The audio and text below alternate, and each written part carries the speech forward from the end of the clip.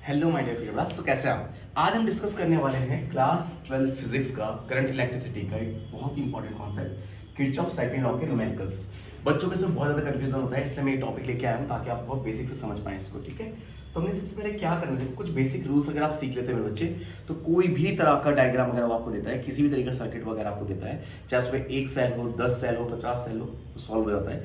उसमें कितने भी रेजिस्टेंस लगे वो इजिली सॉल्व हो जाता है। तो आपको क्या फोकस करना है, देखो मैं आपको 2-3 रूल सिखा रहा हूँ, आपको रूल देखना है। रूल नंबर फर्स्ट, आपको क्या करना है, जब भी आप डायग्राम देख रहे हैं उससे पहले आप लूप ढूंढना है। क्या ढूंढना बेटा, कितने लूप है उसमें। जैसे देखने से आप चल रहे हैं, फर्स्ट लूप है या सेकंड लूप है, अब ये थर्ड लूप है, 3 लूप हो गए इसमें। ठीक है, पहला काम आपका लूप देखने का है। दूसरा रूल आपको याद रखना है कि अगर आपको कहीं पे ऐसे दिख रहा है कि जैसे बैटरी है और ये डायरेक्शन ऑफ करंट जा रहा है, ठीक है, ये करंट की डायरेक्शन है और लूप की डायरेक्शन भी आपकी यही है, सेम डायरेक्शन में, लूप भी उसी डायरेक्शन में, लूप का रोटेशन भी उसी डायरेक्शन में और करंट की डायरेक्शन भी सेम है। ऐसे कंडीशन में आपको ई जब भी लेना होगा बेटा, वो कैसे लेंगे आप, पॉजिटिव। आप मुझे कमेंट बॉक्स में कमेंट कीजिए अगर आपको कहीं पे कोई भी कंफ्यूजन हो, पहले पूरा टॉपिक लास्ट तक समझिएगा। ठीक है, ये मेरी गारंटी है कि आपको लास्ट तक पूरा टॉपिक कंप्लीट समझ में आ जाएगा। ठीक है, अच्छा चलो मान लो, जैसे कि मान लो ये हमारे पास रेसिस्टेंस है और करंट इस डायरेक्शन में जा रहा है, जबकि लूप का रोटेशन भी इसी डायरेक्शन में है। ठीक है, क्योंकि लूप की करंट की डायरेक्शन और लूप की डायरेक्शन सेम है मेरे बच्चों। ऐसे में जो आर होता है वो आपका नेगेटिव होता है, आर के साथ उल्टा केस है। बस बेसिक आपको 3 रूल याद रखने होते हैं। ठीक है, अगर डिफरेंट डायरेक्शन में होगा तो कैसे हो जाएगा, पॉजिटिव हो जाएगा ऑटोमेटिकली। देखो मान लो जैसे करंट जा रहा है यहाँ से, आपकी बार करंट जा रहा है ऐसे इधर को, और लूप आ रहा है आपका आगे को ऐसे। ठीक है ना, ऐसे में आपका आर कैसे हो जाएगा नीचे, पॉजिटिव। बस रेसिस्टेंस में अगर करंट जा रहा है अपोजिट डायरेक्शन में, लूप आ रहा है फॉरवर्ड डायरेक्शन को, अपोजिट होने के कारण आर कैसे होगा, पॉजिटिव। जबकि इसमें क्या होता है सेल में कि अगर ये लूप भी पॉजिटिव है, लूप में करंट जा रहा है वो भी आगे की तरफ है और लूप भी पॉजिटिव तरफ जा रहा है, तो इसका मतलब यहाँ पे सम कितना आएगा, पॉजिटिव का आएगा। ठीक है, चलो ज्यादा कंफ्यूज नहीं करता, इसमें चलता है डायरेक्टली। ठीक है, तो हमें क्या करना होगा, सबसे पहले क्लोज लूप लेना होता है इसमें। तो हम लेंगे क्लोज, मैश भी लिख सकते हैं आप इसको और लूप भी लिख सकते हैं, एक ही मतलब होता है इसका। ठीक है, क्लोज लूप कौन सा टर्म है, A B C A, A B C ए, इस लूप को उठाएंगे। अब मेरे बच्चे, मैंने आपको कहा कि सबसे पहले आप लूप बनाओ अंदर, और लूप बनाने का तरीका क्या है, हमेशा आप उसको क्लॉकवाइज बनाओ। ठीक है, कैसे बनाओ, हमेशा से क्लॉकवाइज, ये बना देंगे लूप, हमेशा ऐसे बनाएंगे हम लूप। ठीक है, चलो अब चलो यहीं से चलना स्टार्ट कर देते हैं। ठीक है, यहाँ से हम आगे गए, देखो करंट की डायरेक्शन और लूप की डायरेक्शन सेम है, ये दोनों एक ही डायरेक्शन में, ये भी आगे जा रहे हैं, ये भी आगे जा रहा है, ये भी आगे, ये भी आगे, क्योंकि दोनों आगे जा रहे हैं। तो रेजिस्टेंस के साथ क्या होता है कि अगर दोनों ही आगे जा रहे होंगे तो आर नेगेटिव का होगा, इसका मतलब कैसे होगा, नेगेटिव का -1, माइनस का 1, और करंट कौन सा चल रहा है इसमें, I1, तो हमने लिखा I1। ठीक है, इतना हो गया। ओके, फिर आगे चल रहे हैं, अब देखो करंट जा रहा है आगे बैटरी में से, लूप भी जा रहा है आगे, ये भी आगे जा रहा है, लूप भी जा रहा है आगे। जब दोनों ही आगे जा रहे हैं तो सेल कैसा होगा, पॉजिटिव का, इसका मतलब कितना आ जाएगा, पॉजिटिव का 10 वोल्ट। ठीक है, V के साथ क्योंकि रूल ये है ना, sigma E equals to sigma I into r. आज जब भी R लिखेंगे उसके साथ I आएगा, लेकिन E अकेला आता है, E को हमने अकेला लिखना है। ठीक है, अब चलो लूप में आप ऐसे जा रहे हैं ऊपर, अब देखो यहाँ से आप भी ऊपर जा रहे हैं और लूप भी ऊपर जा रहा है, दोनों सेम डायरेक्शन में, सेम डायरेक्शन तो R कैसे हो जाएगा आपका, नेगेटिव। अगर R नेगेटिव है तो मैं इसे लिखूंगा -4, R तो ये रहा, इसके साथ I इंटू, I कौन है हमारे पास, I1 माइनस I3। ठीक है बच्चों, अब लूप देखो नीचे को घूम रहा है, ये भी नीचे को आ रहा है, दोनों सेम डायरेक्शन में, ये भी नीचे को आ रहा है करंट, और ये लूप भी आपका नीचे को घूम रहा है ऐसे, तो दोनों सेम डायरेक्शन में। फिर से अगेन आपका R नेगेटिव हो जाएगा, -2, और करंट कौन कौन सा है, I1 plus I2 minus I3, और इस तरह से आपका लूप कंप्लीट हो गया पहला वाला। ठीक है, इस इक्वेशन को सॉर्ट आउट करते हैं, तो हम कैसे लिखेंगे, माइनस का I1 प्लस का 10 माइनस का 4I1 प्लस का 4I3 माइनस का 2I1 माइनस का 2I2 प्लस का 2I3 इज इक्वल्स टू 0। तो अभी क्या होगा बच्चों, अब आप I1 वाले काउंट कर लीजिए, कितने, 1 4 5 और 2 7, तो माइनस का 7I1।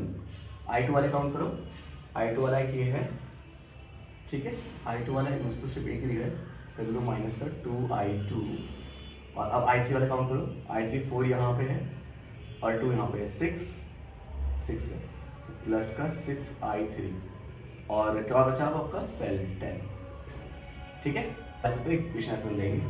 10 इज इक्वल्स टू, इन सबको उठा के उधर भेज देता हूँ ताकि ऐसे लिखे, प्लस का 7i1 माइनस का प्लस हो जाएगा 2i2 माइनस का 6i3। ठीक है, ये हो गया हमारा इक्वेशन फर्स्ट।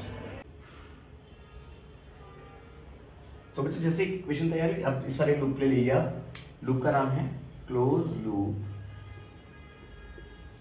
कौन सा बच्चों? ACDA। ठीक है, सेम वही रूल जैसे मैंने आपको सिखाया। चलो पहले सबके अंदर एक लूप बना लेते हैं, ये रहा हमारा लूप। ठीक है, लूप हमेशा कोशिश करना कि आप कैसे बनाएंगे, क्लॉकवाइज बनाएंगे ऐसे। ठीक है, हमेशा ऐसे बनाओ, कभी गलत नहीं होगा आपका। चलो यहाँ से चलो बच्चे, इसकी डायरेक्शन सेम है और करंट देखो वापस आ रहा है, आप आगे जा रहे हैं, करंट वापस आ रहा है। अपोजिट डायरेक्शन जब होगी तो आर कैसे होगा? पॉजिटिव का होगा। देखो ये इधर जा रहा है, इधर आ रहा है, अपोजिट डायरेक्शन कैसा होगा? पॉजिटिव होगा। तब लिखेंगे इसे प्लस का 4i3। चलो अब हम यहाँ से आगे गए, इधर से इधर गए। देखो लूप जा रहा है इधर को, करंट जा रहा है आगे को, लूप जा रहा है इधर को, इसका डायरेक्शन इधर है, इस तरफ को जा रहा है और करंट जा रहा है आगे को। अपोजिट डायरेक्शन है सेल के साथ, अपोजिट डायरेक्शन में सेल कैसे होते हैं? नेगेटिव होते हैं, यानी कि माइनस का 10। ठीक है, अब आगे चलो, यहाँ पे देखो ये आगे जा रहा है और ये लूप पीछे को आ रहा है, इसमें अपोजिट हो रहा है, अपोजिट में प्लस का होता है, प्लस का हो जाएगा 1i1। ठीक है, फिर यहाँ देखो ये नीचे जा रहा है और करंट से ऊपर को जा रहा है, लूप नीचे को कह रहा है, ये ऊपर को जा रहा है, ऊपर को जा रहा है तो ये इसकी वैल्यू 2 है। तो अभी हम इसमें बात कर रहे हैं, करंट जा रहा है ऊपर, लूप कह रहा है नीचे जाना है, ये जा रहा है अपोजिट डायरेक्शन मतलब आर प्लस का होता है, तो हम इसे लिखेंगे प्लस का 2 और करंट कौन सा बेटा इसमें? i3 minus i2 equals to 0। ये लूप कंप्लीट हो चुका है। ठीक है, चलो अब इसको सॉल्व करते हैं। पहले i1 लिख देता हूँ, i1 कितना हमारे पास 1, i2 कितना देखो 2 यहाँ इंटू होगा, माइनस का 2i2 और i3 कितना है 2 ये हैं और 4 ये हैं, प्लस का 6i3 इक्वल्स टू माइनस का 10 होगा प्लस भेज दो इक्वेशन सेकंड। ठीक है, दो इक्वेशन बन गई। फिर उठाओ क्लोज लूप, कौन सा उठाओगे? B C D E B, या ऐसे उठा लो B D E B, B D E B, third loop, same rotation ऐसे। ठीक है, अब इस लूप पे देखो मेरे बच्चे, देखो करंट जा रहा है ऊपर, ये भी जा रहा है ऊपर, दोनों सेम डायरेक्शन है। अगर आर सेम डायरेक्शन होगा तो आर नेगेटिव होगा, माइनस का आएगा, माइनस का 2 i3 माइनस i2। ठीक है, ये माइनस का हो गया क्योंकि डायरेक्शन अपोज है। अच्छा, यहाँ से हम ऊपर जा रहे हैं, ये नीचे आ रहे हैं, ऊपर जा रहे हैं, ये नीचे आ रहे हैं, ऊपर जा रहे हैं, नीचे आ रहे हैं, अपोज डायरेक्शन में तो कैसा आएगा? प्लस का आएगा, प्लस का 2i1 plus i2 minus i3। इतना हो गया बच्चों। फिर उसके बाद यार लूप देखो, यहाँ पे देखो करंट है नहीं। ठीक है, यहाँ पे जैसे आप देखो ये जा रहा है नीचे को, करंट जा रहा है इसमें ऊपर को, नीचे को जा रहा है, करंट जा रहा है ऊपर को। देखो करंट ऐसे जाएगा और लूप आ रहा है नीचे को, अपोजिट डायरेक्शन में ई नेगेटिव को ऊपर, माइनस का 5। ठीक है, इधर तो कोई करंट है नहीं, इक्वल्स टू 0। अब इसको भेज दो, माइनस का 2i3 प्लस का 2i2 प्लस का 2i1 plus 2i2 minus 2i3 minus 5 equals to 0। Sorry for the disturbance. तो यहाँ तक हम पहुँच चुके हैं। इसके बाद हमें देखना i1 वाले कितने हमारे पास, देखो ये है 2i1, i2 वाले ये है 4, तो 4 हो गया हमारे पास i2। i3 देखते हैं, माइनस का ये माइनस का 4i3 और माइनस का 5 मैंने उधर प्लस से भेज दिया। तो मेरे पास बेसिकली 3 इक्वेशंस फॉर्म हो गई। पहले तो इक्वेशन हमारे पास है 10 minus 7i1, 10 is equals to 7i1 plus 2i2 minus 6i3। ठीक है, और दूसरी इक्वेशन कौन सी हमारी? i1 minus 2i2 plus 6i3 is equals to 10। ठीक है, तो हमने सबसे पहले क्या करा बच्चों, हमने दो इक्वेशन उठा ली, ये दोनों इक्वेशन। अब देखो ध्यान से, वो दो इक्वेशन मैंने मान ली। आप कुछ मत करो, सिंपली इन्हें प्लस करो, ये कैंसिल, प्लस किया, ये कैंसिल, 7 1 8i1 और यहाँ क्या होगा 20। So i1 tends to 20 divided by 8 which is equals to 2.5 ampere is equals to i1। i1 की वैल्यू निकालनी आ गई आप सबको। अब i1 आने के बाद आप किसी दो इक्वेशन को ले लो अगेन। चलो इन दोनों को ले लेते हैं आपके बाद। ठीक है, किसी को भी ले सकते हैं, ठीक है। तो यहाँ पे मैंने कौन कौन सी इक्वेशन ली है? From equation first and second. अब मैं लेता हूँ from equation second and third, ठीक है बच्चों।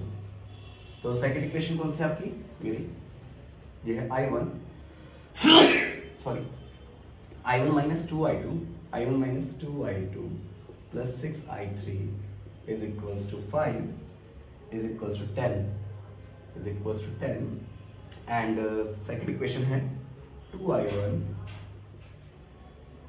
Plus 4I2 minus 4I3 is equals to 5, ठीक है। अभी आप ध्यान से देखेंगे तो अगर मैं इसे 2 से इंटू कर दूं पहले वाली इक्वेशन को, ठीक है, यानी सेकंड वाली इक्वेशन को मैं 2 से इंटू कर दूं पूरी को, देखो तो कैसा लगेगा। ये बन जाएगा 2I1, ये बन जाएगा माइनस का 4I2, ये बन जाएगा प्लस का 12I3 is equals to 10 to 20। अब इन दोनों इक्वेशन को देख लो, ठीक है, यानी सेकंड इक्वेशन में 2 से इंटू कर दिया। ऐसा क्यों किया, और इनको सिंपल प्लस करूंगा, ये दोनों कैंसिल हो जाएंगे प्लस करने पे, इनको प्लस करूंगा तो हो जाएगा 4I1, इनको प्लस करूंगा बच्चों तो जाएगा प्लस का 8I3, इनको प्लस करूंगा तो क्या जाएगा बच्चों 25। अब देखो I1 की वैल्यू आप सबके पास है, यहाँ पे डाल दो 4 into 2.5 plus 8I3 is equals to 25, ये कितना हो जाएगा 10 plus 8I3 is equals to 25। अब क्या हो जाएगा हमारे पास 8I3 is equals to 25 minus 10, so I3 is equals to 15 divided by 8, 15 यहाँ से बचेगा 8 आ जाएगा, तो ये अप्रॉक्स आपका आंसर आने वाला है 1.8875, ठीक है ampere.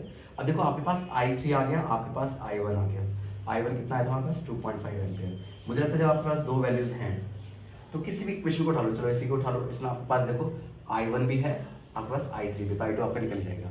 I hope you understand. अगर बच्चों कहीं पे कोई भी कंफ्यूजन किरचॉफ लॉ को लेके है आपको तो प्लीज़ मुझे कमेंट कीजिएगा और मैं आपको एक्सप्लेन करूँगा, ठीक है। और अगर समझ में आया है तो इसे ज़्यादा से ज़्यादा शेयर कीजिए। Thank you so much for watching.